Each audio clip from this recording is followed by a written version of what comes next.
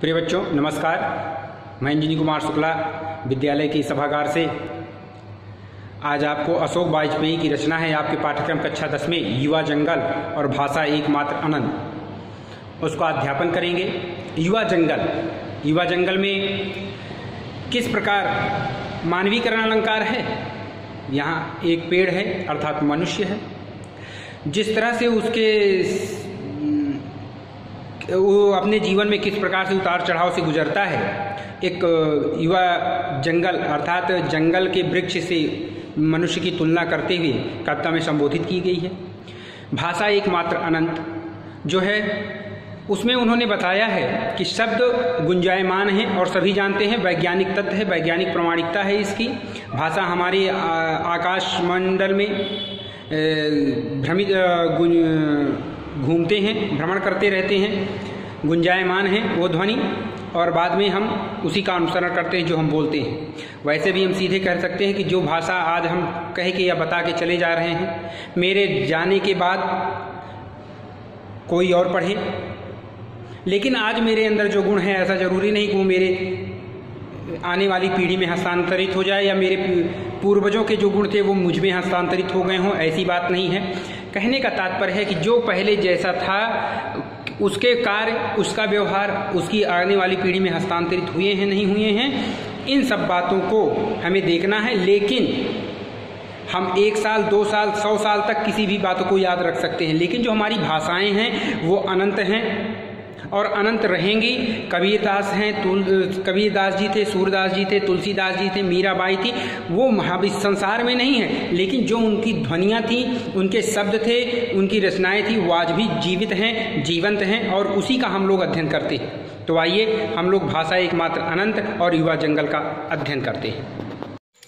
एक युवा जंगल मुझे अपनी हरी उंगलियों से बुलाता है, मेरी शिराओं में हरा रक्त बहने लगा है, आँखों में हरी परछाइयाँ फिसलती हैं, कंधों पर एक हरा आकाश ठहरा है, होंठ मेरे एक हरे गान में कांपते हैं। मैं नहीं हूँ और कुछ, बस एक हरा पेड़ हूँ, हरी पत्तियों की एक दीप्त रचना, वो युवा जंगल बुलाते हो, आता हूँ, एक हरे बसंत में डूबा हूँ, आता हूँ, आता हूँ, आता हूँ। प्यारे छात्रों, कवि ने हरे युवा जंगल को एक प्रेरणा स्रोत के रूप में प्रस्तुत करके जो जीवन में हताश निराश मानव में आशा और उत्साह का संचार करने का प्रयत्न किया है।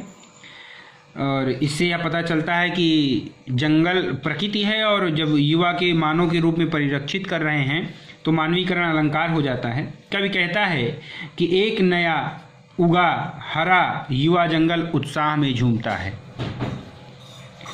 आकाश को छू लेने को लालायित अपनी हरी टहनी रूपी उंगलियों से मुझे अपनी ओर बुलाता है। शायद मुझे अपने जैसा हरा भरा जीवन रस से परिपूर्ण बनाने के लिए अथवा अपने अस्तित्व को बचाने के लिए उसके निमंत्रण को पाकर मेरी जो जीवन से रहित आशा और उत्साह का हरा रक्त बहने लगता है। मेरी शिराओं में हरा, शिरा माने नसों में जो आशा और उत्साह रूपी हरा रक्त बहने लगा, यानी उसका सूखी नसों में जीवन के प्रति नवीन आशा और उत्साह के साथ जो हरा रक्त बहने लगता है। आँखों में हरी परछाइयाँ फिसलती हैं, जिससे मेरी आँखों में सुखद सुनहरे भविष्य के स्वप्नों के बिंब उभरने लगते हैं कि मुझे भविष्य में क्या करना है क्या नहीं करना है। कंधों पर एक हरा आकाश ठहरा है, मुझे अपने कंधों पर अपने उन दायित्वों का भार अनुभव होने लगता है जिनको जीवन से निराश होने पर मैंने स्वयं ही छिटक कर दूर कर दिया था। होंठ मेरे एक हरे गान में कांपते हैं, उत्साह के हरे रस को प्राप्त करके मेरे होठों पर मुस्कान बिखेरती हुई जीवन के नवगीत गाने के लिए प्रेरित कर रही हैं। कहने का तात्पर्य है कि जब मैं वास्तव में व्यक्ति नहीं रह गया, हूँ, वरन एक हरा भरा जीवन रस से परिपूर्ण पेड़ बन गया हूँ। मैं नहीं हूँ और कुछ, बस एक हरा पेड़ हूँ। यानी वास्तव में अब व्यक्ति नहीं रह गया हूँ, वरन एक हरा भरा जीवन रस से परिपूर्ण पेड़ बन गया है। हरी पत्तियों के एक दीप्त रचना जो उत्साह रूपी हरी पत्तियों की आभा से युक्त है। अरे वो युवा जंगल, तुम मुझे बुला रहे हो, लो मैं अब तुम्हारे पास आ रहा हूँ। जीवन बसंत के उत्साह, जोश, मस्ती, नई उमंग, नई तरंग में डूबा, सब प्रकार से हंसता हुआ, प्रफुल्लित होकर मैं आ रहा हूँ। प्यारे बच्चों, कवि ने जंगल को एक प्रेरणा स्रोत के रूप में प्रस्तुत किया है। कवि ने यह भी संकेत किया है कि हम तनों का संरक्षण एक वृक्ष की भावना के साथ ही अच्छी तरह से कर सकते हैं। वृक्षों की आह और कराह, यानी जब वो कटते हैं, की अनुभूति जब तक हमारे हृदय में नहीं होगी, हम वन की रक्षा करने का जो प्रयास है वो सफल हमारा नहीं हो सकता। तो भाषा बड़ी सरल है, खड़ी बोली में है, रस शांत है, गुण प्रसाद है, अलंकार मानवीकरण है। भाषा एकमात्र अनंत है। फूल झरता है, फूल शब्द नहीं। बच्चा गेंद उछालता है, सदियों के पार रोकती हैं उसे एक बच्ची। बूढ़ा गाता है एक पद्य, दोहराता है दूसरा बूढ़ा। भूगोल और इतिहास से परे किसी दालान में बैठा हुआ ना बच्चा रहेगा, ना बूढ़ा, ना गेंद, ना फूल, ना दालान रहेंगे, फिर भी शब्द। भाषा एकमात्र अनंत। भाषा का तात्पर्य है शब्द से, शब्द की ताकत से, उसकी सार्थकता से। व्यक्ति रहे न रहे, उसके शब्द, उसकी भावनाएं, उसके शब्द की ताकत, सामर्थ्य शाश्वत बनी रहती है। तो इसी का जिक्र करते हुए कब बता रहे हैं, फूल झरता है, अर्थात जब फूल विकसित होते हैं, खिलते हैं, खिल जाने के कुछ समय पश्चात मुरझाकर डाली से गिर जाता है। फूल शब्द नहीं, उसी के साथ उसके रूप, रस, यानी रूप माने उसकी सुंदरता फूल की, उसका रस, उसकी महक आज सब समाप्त हो जाती है। इस फूल के संपूर्ण अस्तित्व समाप्त हो जाते हैं। फूल शब्द की भांति अनंत, अजर, अमर नहीं है, क्योंकि शब्द एक बार जब विकसित हो जाता है, हो जाने के पश्चात अमर हो जाता है। और जो शब्द है, वाणी है, उसका जो सुंदरता है, उसका जो आनंद है, उसकी जो महक है, किसी न किसी प्रकार उसमें किसी भी प्रकार की कोई कमी नहीं रहती है, बल्कि समय के साथ उसकी अभिव्यंजना शक्ति में वृद्धि हो जाती है और उसके नए नए अर्थों में प्रयोग किए जाने लगते हैं। कहने का तात्पर्य मेरा यह है कि आप देख लिए, विवेकानंद आज आपके बीच में नहीं है। विवेकानंद की वाणी, विवेकानंद के विचार, विवेकानंद के आदर्श हमारे बीच उपस्थित हैं।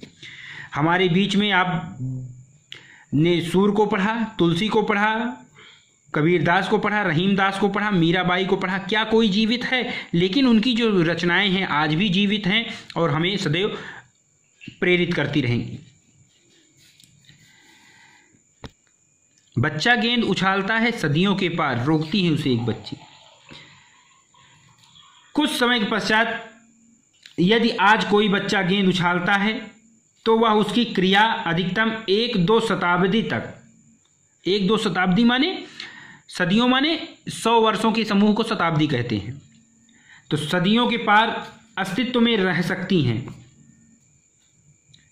शायद उसकी वह क्रिया तब तक याद रहेगी या पहचान में रहेगी या अस्तित्व में रहेगी जब तक वह बच्चा इस संसार में जीवित रहे, अथवा वह जो कार्य गेंद उछालने का कर रहा है, क्रिया दिखाने वाले उसके माता पिता यदि परिजन जीवित रहें।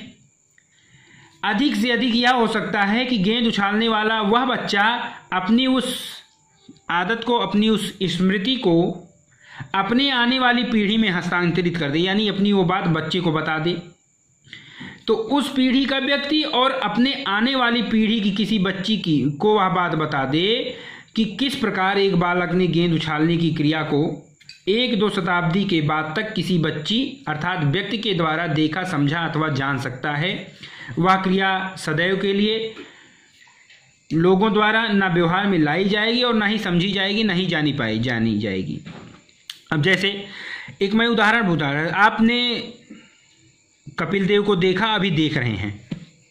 सुनील गावस्कर को देखा, अभी देख रहे हैं।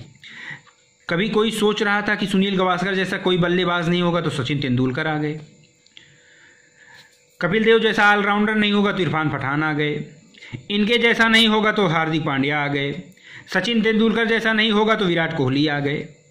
तो वो एक पीढ़ी से दूसरी पीढ़ी में हस्तांतरित होती चली जा रही है। तो जो वर्तमान की पीढ़ी है लोग उसको ज़्यादा याद कर रहे हैं और दूसरे को भूल जा रहे हैं। बूढ़ा गाता है एक पद, दोहराता है दूसरा बूढ़ा। यहाँ शब्द की प्रवृत्ति इस क्रिया से सर्वथा की जाती है कि भूगोल और इतिहास से परे, अगर इतिहास और भूगोल की सीमाओं से परे वह एक बार अपने अस्तित्व में आने के पश्चात कभी अपना अतीत, इतिहास माने अतीत, नहीं बनता, सदैव वर्तमान में ही रहता है। ऐसे ही देश जात की जो भौगोलिक सीमाएं हैं उसको अपने बंधन में नहीं बांध पाती, उसका अपना प्रयोग, अपना विस्तार सर्वकालिक करती हैं। क्योंकि इसी को समझाने के लिए उदाहरण स्वरूप यहाँ लेखक ने लिख दिया है। अब ऊपर देखिए क्या कह रहा है कि बूढ़ा गाता है एक पद, यानी आज एक मृत प्राय बूढ़ा जो मरने की अवस्था में किसी कविता अथवा गीत को गुनगुनाता है, वह उसका गीत उसके मरने के साथ समाप्त नहीं हो जाएगा, बल्कि उसे अनंत काल तक अनंत पीढ़ियों के लोगों के साथ, चाहे वृद्धावस्था से हो या मृत्यु पर्यंत से हो, गाया जाएगा। कैसे? जैसे कोई बालक गेंद उछाल रहा था, वह गीत एक बार गाए जाने के पश्चात भले ही किसी पीढ़ी में के अंतिम व्यक्ति यानी बूढ़े ने गाया हो, लेकिन वह प्रत्येक देश काल अर्थात भूगोल की सीमाओं पर जाकर पीढ़ी के व्यक्ति, दूसरे पीढ़ी के व्यक्ति यानी दूसरी पीढ़ी के लोग भी उस को गाएंगे। चाहे वो अपने दालान में बैठकर गाया जाए, दालान का अर्थ होता है बरामदा, जो आची भाषा में कहते हैं, पहले के कच्चे घर में उसको दालान कहते हैं। जिस प्रकार उसने पहली बार किसी बूढ़े के द्वारा गाया गया था, इस प्रकार वह गीत कभी इतिहास में नहीं रहेगा, बल्कि उसको आगे चल के लोग गाएंगे। पहले जमाने का जो गाना था आज आप लोग गुनगुनाते हैं और उसको रिमिक्स करके नई तरह से बना करके। फिर कभी कहता है ना बच्चा रहेगा ना बूढ़ा, कभी कहता है संसार में सब कुछ नासमान है, एक दिन वह ना गेंद उछालने वाला बच्चा रहेगा और ना वह गीत गाने वाला बूढ़ा रहेगा, ना तो गेंद रहेगी, ना फूल रहेगा, ना वह दालान रहेगा जिसमें बैठकर बूढ़े ने गीत गाया था। फिर भी गीत के रूप में जो कहे गए शब्द हैं वो शब्द हमेशा मौजूद रहेंगे, क्योंकि शब्द अर्थात भाषा कभी नहीं मरती है, भाषा अजर है, अमर है, अनंत है। संसार में केवल भाषा अर्थात शब्द ही अनंत अमर है, से सब कुछ नाशवान है। प्यारे बच्चों, भाषा खड़ी बोली है, रस शांत है, गुण प्रसाद है। इन कविता में कवि ने ध्वनि अमर है और एक बार उत्पन्न होने के बाद वह कभी नहीं मरता। इस तथ्य को वैज्ञानिक भी स्वीकार करते हैं। इसी का वर्णन है। अब हम अगले वीडियो में फिर मिलेंगे, तब तक के लिए नमस्कार।